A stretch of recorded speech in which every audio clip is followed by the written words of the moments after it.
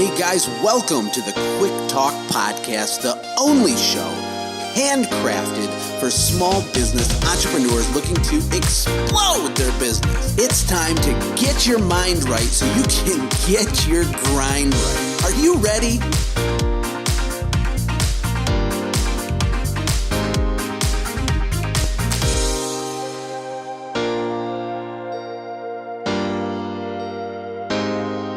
If you can take a vacation during your busy season and not worry about checking in on your office and everything like that, then you've built a business. You've built something that's viable.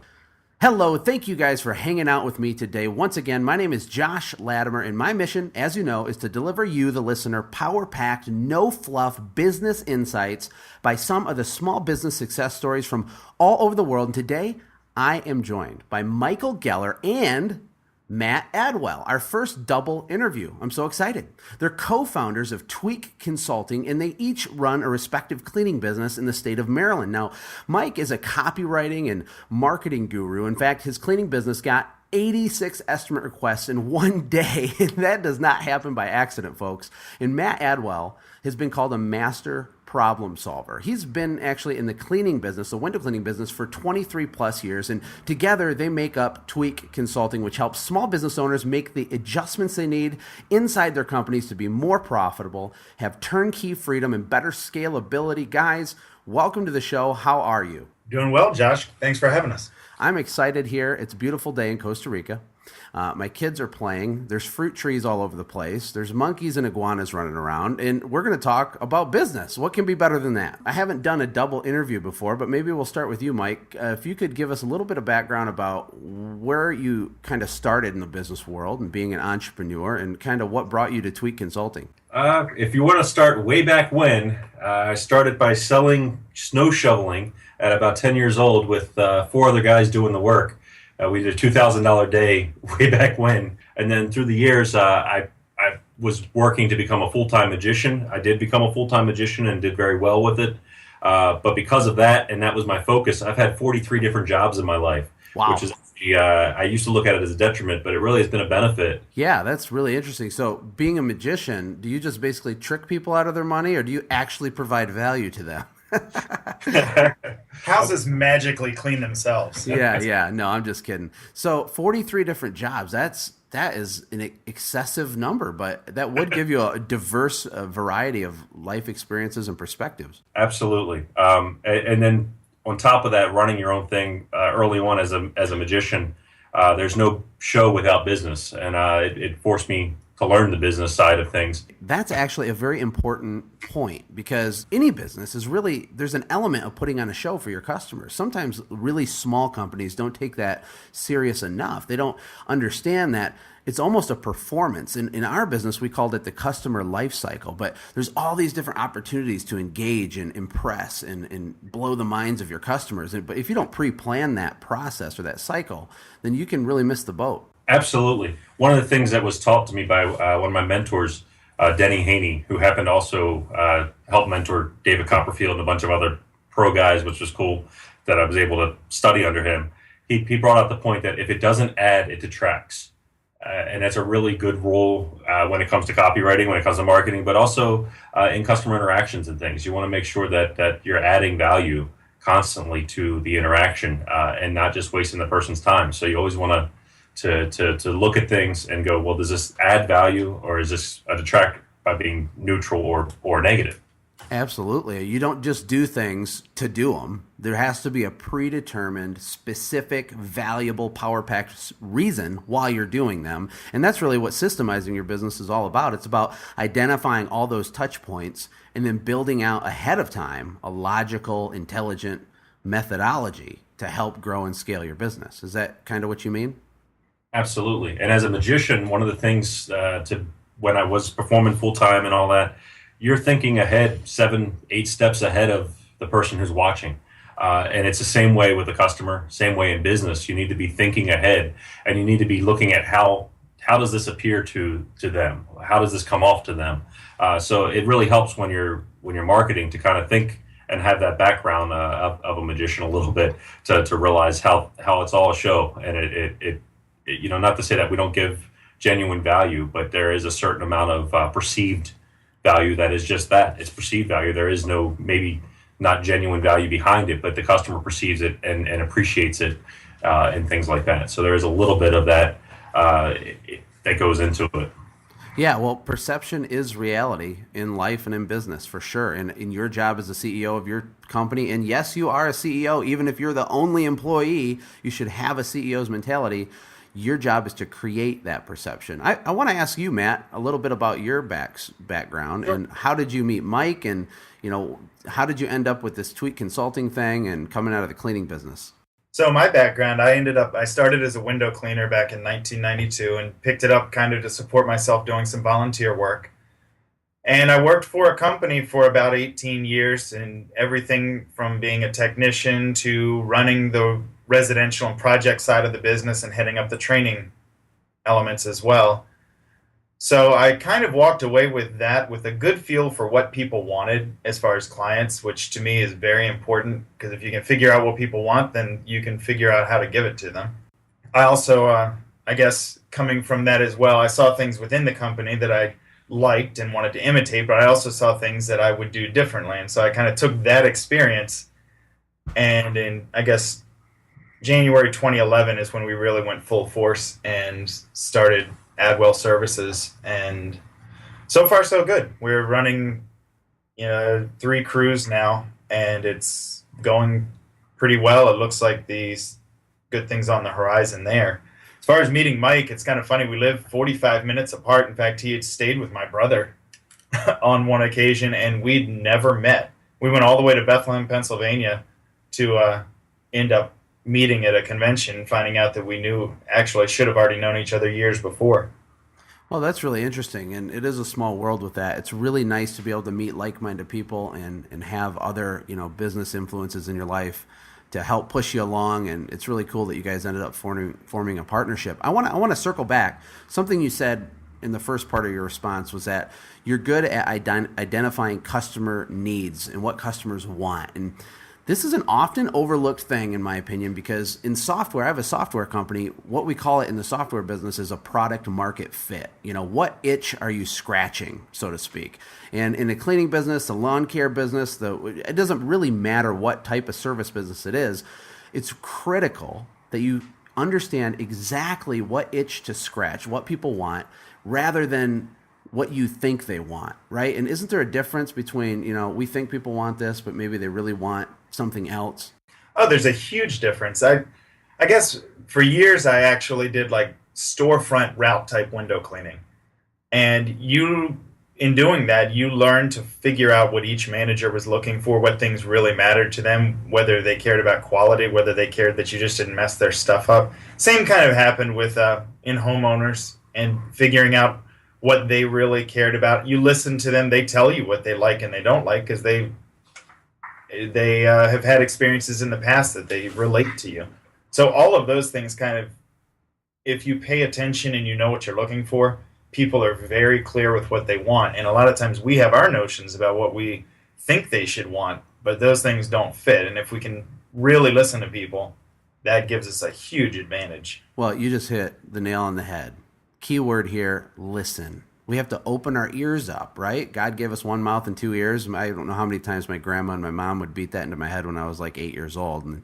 But it's actually really true. We need to listen to our customers and understand, where we need to be scratching, right? Because if you're an itch scratcher, which is really what all businesses are, people will continuously come back for more, right? But if you're scratching something that doesn't itch, there's not going to be an easy way to scale a business around that.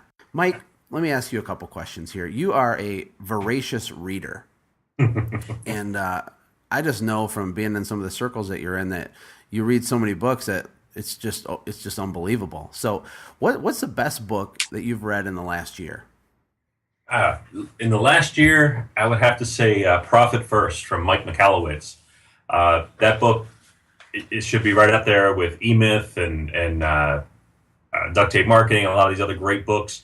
That book is just such practical advice for running a business. It's kind of the idea of, okay, general accounting practices are sales minus expenses equal profit. Well, if you're like most people, expenses keep coming. If you let it, you can always find something to spend money on in your business. New equipment, this broke, that broke, and before you know it, the profit that should be there for the owner isn't there, and the owner finds himself working like a dog and needing more sales just to cover payroll if you're not careful.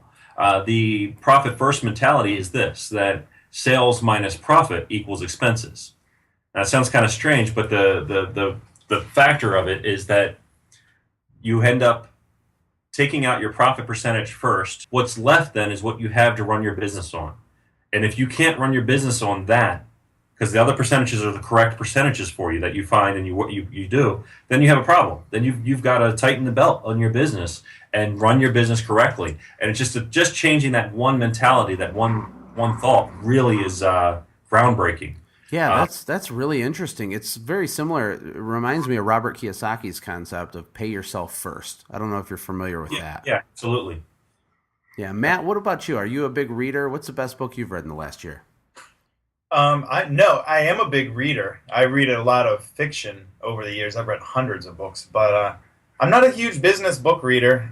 But I read the ones that Mike tells me I should read. So the best book for me in the last year has been The Pumpkin Plan, also by Mike Malkowitz.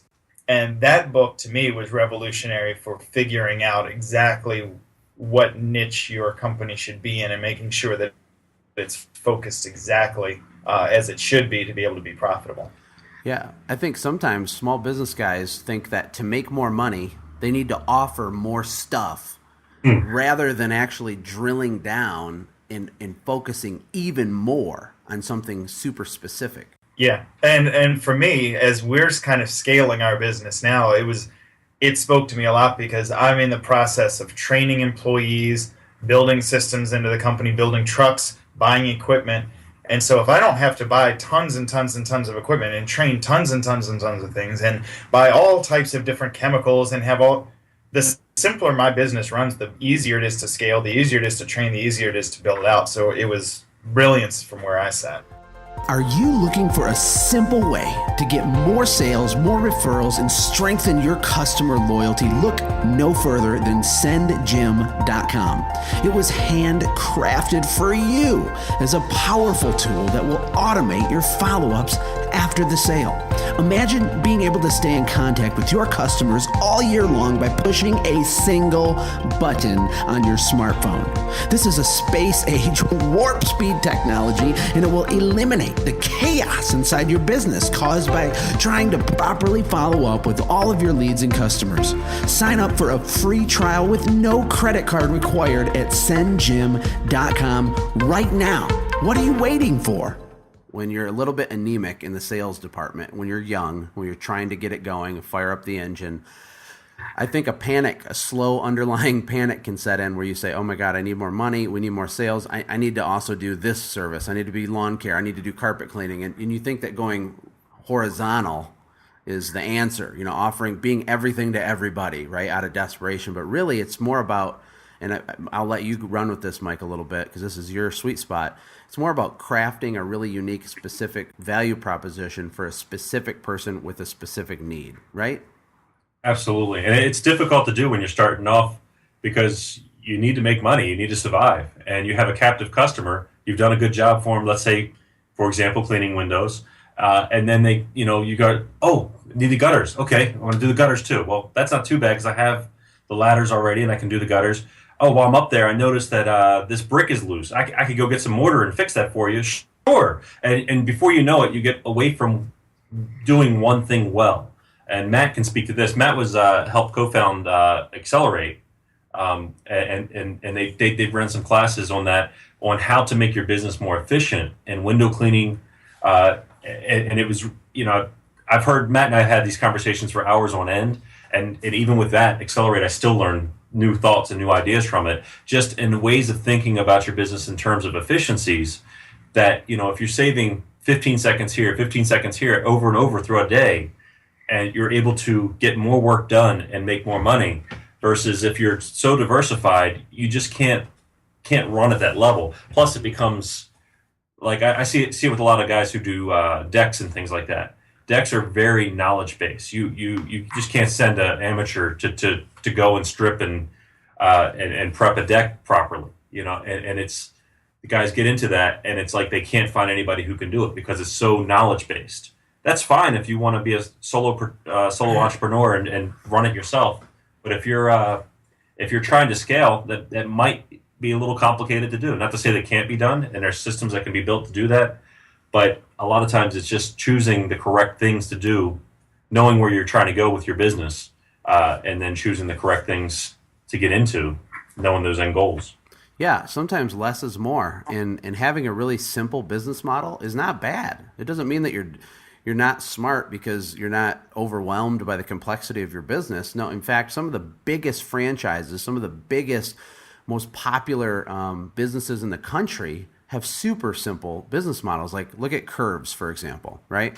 This franchise just blew up all over the place a few years back, and all it is a circuit, like a circle of exercise equipment targeted at, women, middle-aged women that maybe don't feel great about themselves, and they sell, spots on that equipment to those people over and over and over and over again all over the country, right?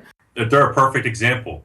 They looked at it and they went, where's the problem? Where's the hole in the market? And most gyms were, you had meatheads in the gym working out and things like that, and got, catcalling women and things like that, and they felt insecure about their bodies and insecure about going into a gym to work out. And now here it is. This is a woman's gym.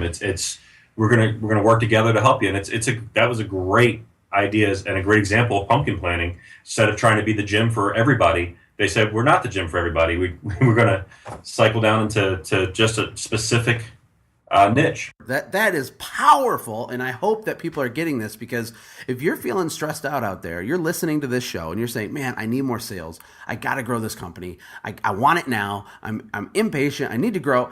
Don't go horizontal. Don't widen the base of the stuff that you do. Drill down into the niche. Listen to your customers. Find the most itchiest thing you can scratch.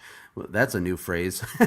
and get it done. Like, niche down, because a parallel example for the Curve things would be a guy who started a gym and he didn't have enough customers. So he said, I'm going to add a women's section over here for like grandmas. And then I'm going to have like a mom's area here. And then I'm going to have the meathead section over here. And I'm going to have a flyer go out to my town that talks about all of these things.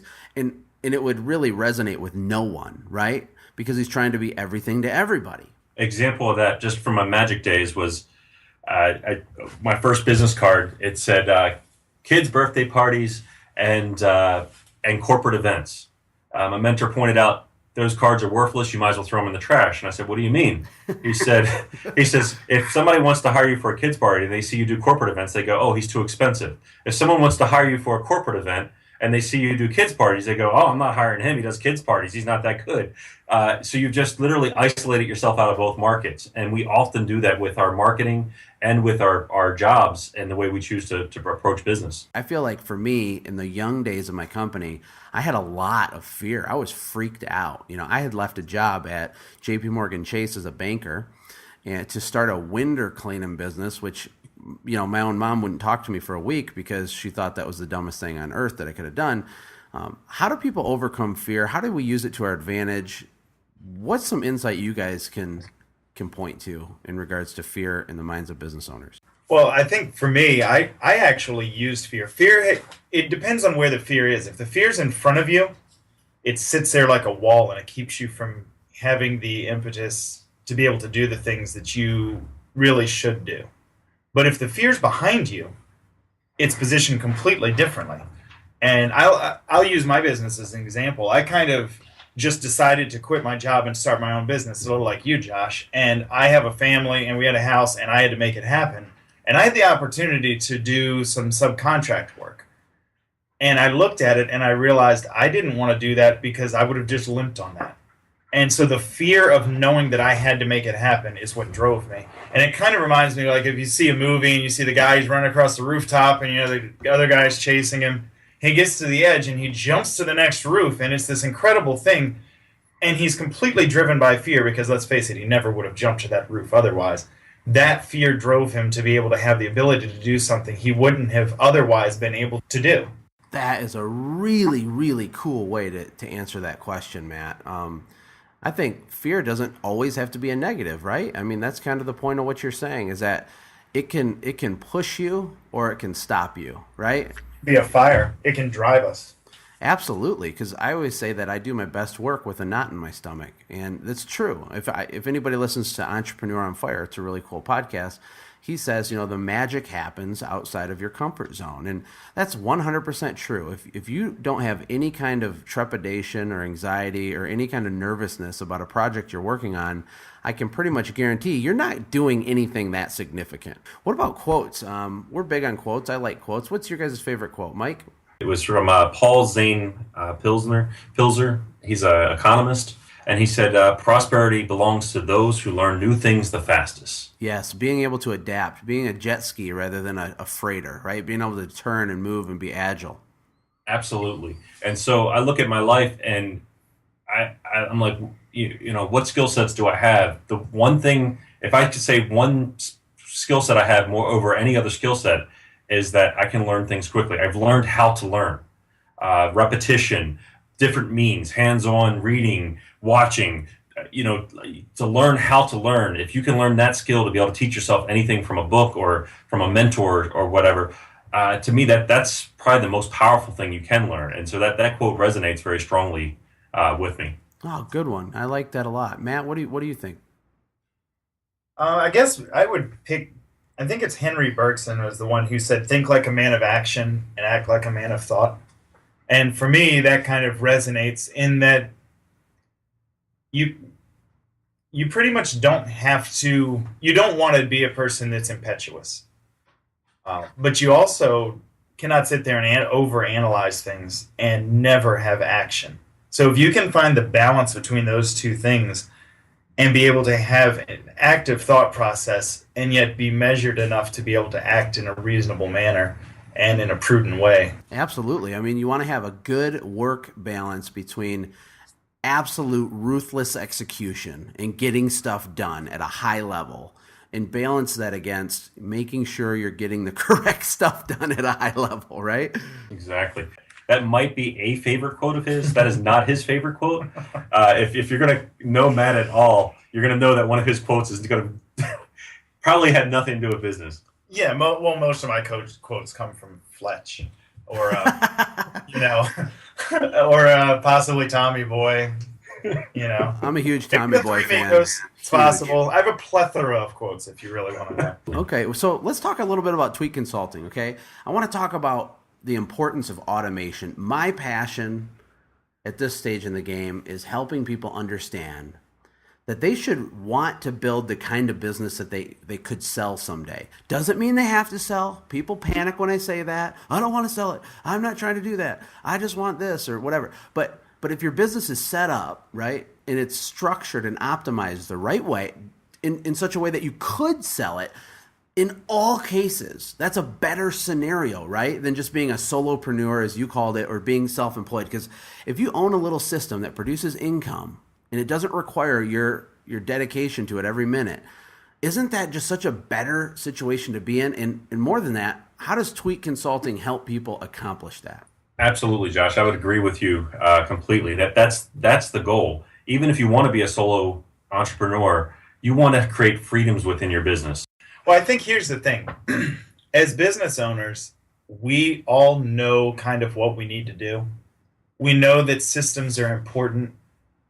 We know kind of where we maybe want to go with the business. Maybe we want to have some employees. Well, that's fantastic. We'd like to get out of the field and just run the business from the office. Well, that's fantastic as well. But we have no clue how to get from here to there. And so we're constantly just puzzled by this. Even to build systems into the business. Well, systems is a wonderful magic word, but if you don't have a legitimate way to have the time to build systems, to have the ability to know what a system is and how to kind of implement it, then it's a great thing to know. It's fantastic, but it's very hard to get from where you are to where you really want to be. Listen up. Now remember, being self-employed is not the same as being a business owner. And if you are looking for a way to automate your business and build yourself a clear path to the dream that keeps eluding you, then check out my online small business bootcamp. It's a go at your own pace, it's power-packed, it's a mind bomb. It will help you understand exactly how to architecture out and systematize your small business right now so you can finally be back in control. Go to windowwealth.com right now and check it out. Use the code MINDBOMB to save 30%. It's time to invest in yourself. And that's kind of where Tweak comes in, because the concept is a lot of times we have really good things going on, but with just a few little tweaks here or there, whether it be in the marketing or whether it be in the structures and systems in the business, just a little bit of tweaking helps things run smoother. Absolutely. And you're 100% right that people get overwhelmed by the idea of systems because it's a cold, corporate, horrible word, right? They don't know where to start. One of my concepts, you probably have something similar with your Tweak Consulting, but is to encourage people to start with an MVS, a minimum viable system. And all that means is you don't need some 13-page formatted, beautiful PDF, to deploy to your team through a 6-hour meeting to do a system. Just create something that enhances or improves a process inside your business. It could be a half of a paragraph in a Word doc that says, when the office runs out of toilet paper, this is how we order toilet paper. And as silly as that is, that one thing enhances your company. And the thing about systems is when you build these things, they stay in place and they continue running, which is so beautiful. So the time you spend working on them pays off for years and years many times, which is just a great thing. Someone recently said, you want to know if you have a business or if you have a job, take a vacation during your busy season. If you can take a vacation during your busy season and not worry about checking in on your office and everything like that, then you've built a business. You've built something that's viable. Wow, that is a really, really good perspective. I would love that. So this is something I'd like to add. Brian Tracy makes a comment about racehorses and how that the winning racehorse might win 100 times more prize money than the horse that comes in second. Well, does that mean that he was 100 times faster than the horse that came in second? Well, no. A lot of times he only won by a quarter of an inch, by a nose, and he got 100 times faster. And that's what Tweak is about, is the fact that a lot of times your business isn't necessarily broken, but with a small adjustment in a system so that it's repeatable to the customer, you can then charge more, you can then make more. This is totally true. I hope the listener is getting the fact that you don't have to build some giant empire. You can take your small business that you have right now, enhance it, I call it iterating and optimizing it, and produce a multiplier of benefit inside your company. So what I mean is, in a sea of 5'10" people, you only need to be 5'11" to stand out. You don't have to be, Apple Computer to win in life. And in your market, whatever business you have, you need to look at the little itty bitty things that no one pays attention to and be awesome at them and optimize them. And you will stand out like a sore thumb, and that in turn will always lead to more profit. It's funny you mentioned that, Josh, because I've been thinking we just got back from the huge convention a few weeks back, and the one thing that I picked up, and it wasn't from a class, it was just from a conversation, it clicked, is that I need to figure out exactly what I'm absolutely best at in my business and the things that are exactly like right in my wheelhouse. And whatever doesn't fall into that, I'm going to find a way that somebody else can do it because they can do it just as well or better than me. Yeah, I've heard it said that the sweet spot for all of us is where our passion intersects our knowledge. Where that intersects with what we're most passionate about, that is where you can really kill it. And if you spend most of your day living in that zone, when you're passionate and you know what the heck you're doing, you need to live right there. Everything else you need to delegate out, right? Lots of other people can clean a window, but not lots of other people can be passionate about your company and its vision and its future and where it's going. You need to be in that sweet spot working as many minutes as you possibly can. I am most passionate and have been through my entire life on marketing and sales. I love, with a passion, marketing and sales. I kind of fall into the same place, Josh. I think the best thing I would enjoy doing, or the thing I would enjoy doing most, would be a better way to say it, would be consulting or working in advertising. Because things where you can brainstorm out a problem and come up with a solution or come up with a creative idea and figure something out, especially if you get to work with a team. And I've just kind of now stumbled into a situation where it's I actually get to do those things. So I'm really kind of excited about that. Well, it is very exciting. And when you start a project that you're passionate about and you have, in your back pocket the knowledge and life experience to go along with it, and you understand the importance of, execution and all that. I mean, you guys are dangerous at this point, and I'm sure that this is going to really do very well for you because there is a huge need for this in the marketplace, and there's a huge itch that needs to be scratched. And, in closing, guys, I want to ask you one more question. Why do you think so many small businesses fail? I think the number one reason is cash flow, because I talk to small business owners who start off without much cash. They get cash, they buy new equipment, and then the slow season comes and the next busy season comes and the phone's not ringing and they have zero money to market, zero money to do anything. Absolutely. That's a huge one. And it's not just business owners, it's people in general. A lack of vision, a lack of focusing on the end game makes it really tough to make certain choices today. And what I mean is for example, with people, it cracks me up every fall going into the Christmas season, people absolutely lose their minds, open up 10 credit cards, spend way too much money on stuff they don't need. And it's like they forgot that they were going to need money for Christmas, right? Like, oh, since when was Christmas on December 25th? What am I going to do? I think a lot of guys, they'll start a company. They don't have a very specific vision, but they'll get going with it. They'll experience some success. The business checking account has 10, 20 grand in it all of a sudden. And they say, man, I deserve a bass boat, right? and they have the money. They're balling. They're killing it. And so it's in their mind, it's totally justifiable. I worked hard.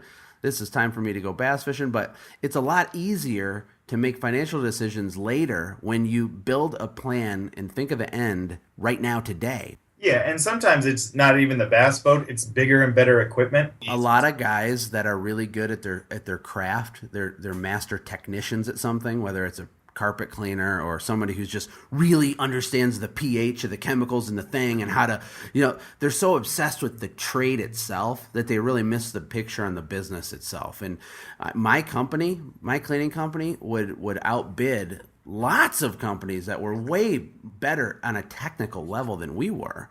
But why was it that customers paid almost double to have us, who probably were technically a worse product in a lot of ways?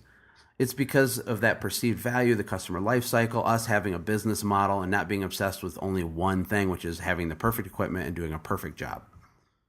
Couldn't agree with you more, Josh. How can the listeners get a hold of you guys if they want to connect with Tweak Consulting or just ask you a question? There's a column that's coming out in eClean magazine called Get Tweaked.